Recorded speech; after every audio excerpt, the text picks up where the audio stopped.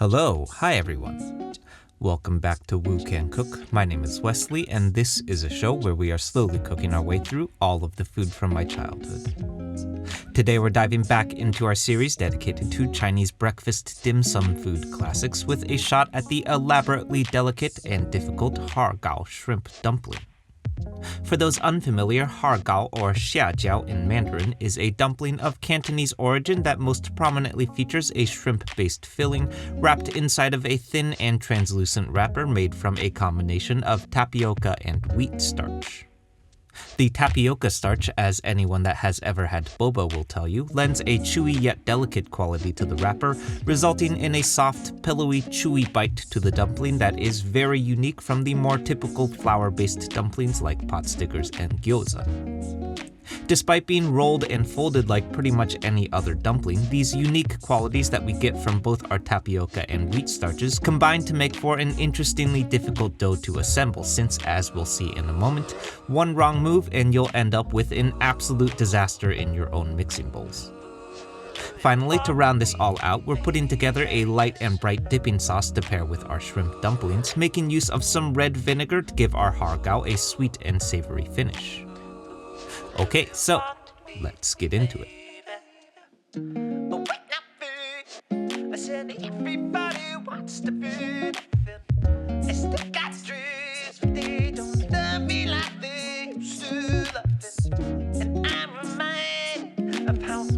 Okay, so diving right in, we're starting things off here today with the filling to our Har Gow, which, as always, is going to begin with some aromatic veggies.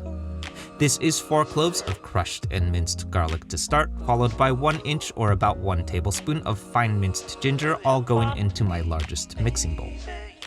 Then next up, rounding out the veggies in our filling, are some bamboo shoots, about 4 ounces worth today, diced up and tossed into my mixing bowl as well.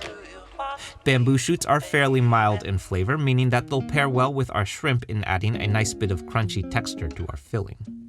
I personally like to use bamboo shoots that have been canned in strips already for this purpose, as opposed to the whole bamboo tips to make for a little bit less chopping for ourselves. Next up is our shrimp, which is going to be 18 of these in total today.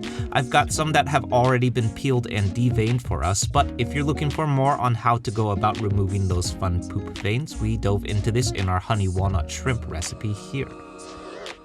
I've got my first set of 6 shrimp here that I'm large dicing and tossing into my mixing bowl to start.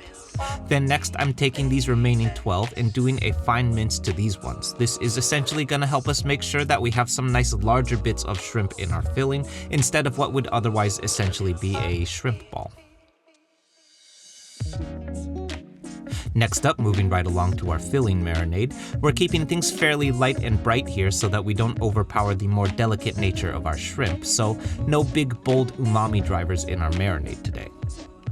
This is 4 tablespoons of soy sauce and a single tablespoon of sesame oil here to start, followed next by a couple of acidic elements to pair. This is a single tablespoon each of Shaoxing wine and rice vinegar going in. Finally, to round this out, this is a half teaspoon of white pepper, followed finally by a single teaspoon of cornstarch to help bind our filling.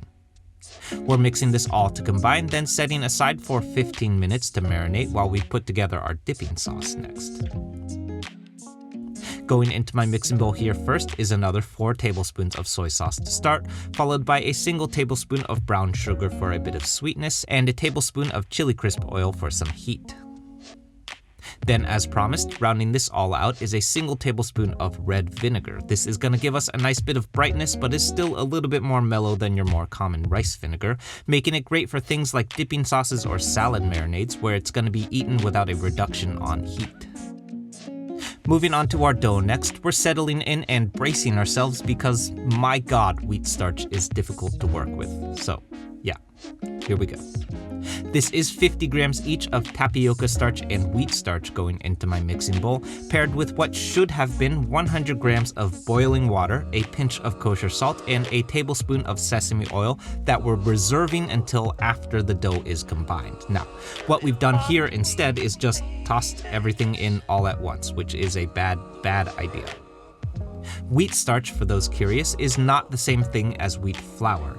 It's made by separating the starch from the flour, yielding a finely concentrated starch that can be used to thicken a dough without adding the elasticity that you would get from using regular old AP flour. This processing makes it particularly sensitive to the liquids that it's combined with, so if you add things out of order like we did here, you guessed it, you've got yourself a big old bowl of goo. Well done, Wesley. So, one more time, trying again here. This is 50 grams each of tapioca starch and wheat starch going in, followed by a pinch of kosher salt and 100 grams of boiling water this time. Then we're kneading this all to combine until finally a cohesive dough ball forms, this time not a ball of goo. We're stopping at about halfway through our kneading process to coat our bowl in a single tablespoon of sesame oil that can now be worked into our dough.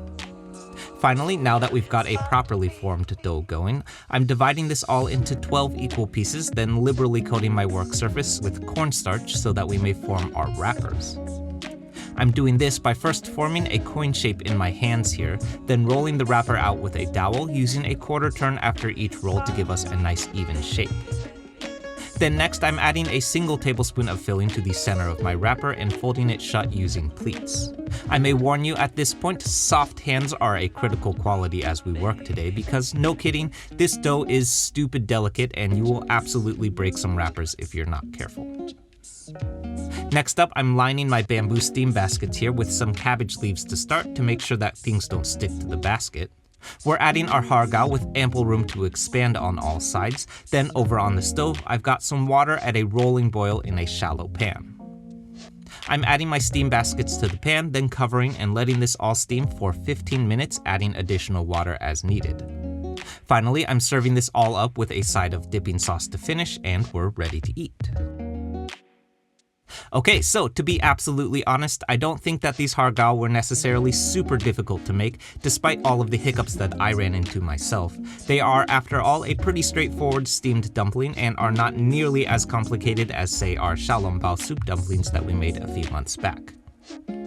That said, I can't understate enough how incredibly finicky this dough was to make. I don't think I've ever seen anything yield such wildly different results simply from a handful of small adjustments. Assuming you don't make the same mistakes that I made, and truly I think that I made all of the mistakes that there are to make on this one, these should come together in something like 30 to 45 minutes, not the 2.5 hours that I spent on them. In any case, I will say that our tapioca and wheat starch combination yields a wrapper to our dumpling that I can only best describe as that iconic translucent dumpling wrapper that you'll see on pretty much any dim sum cart worth its salt.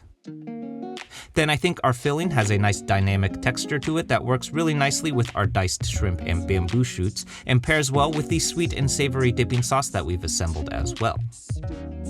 Okay, so that's it everyone. I hope you enjoyed this and I hope you give this one a shot. For those who are new to the channel, this one is part of a larger series dedicated to classic Chinese dim sum breakfast food, so definitely check out that series next if you haven't yet because there's a lot of these. For the Bay Area locals, the Wu Can Cook fried rice pop-up is now at Wonders Brewing in Emeryville every Thursday through Sunday, so come by and say hi if you can. More about that at wucancook.com/eats. As always, like, comment, subscribe, share, be nice interneters, and I'll see you soon. Bye.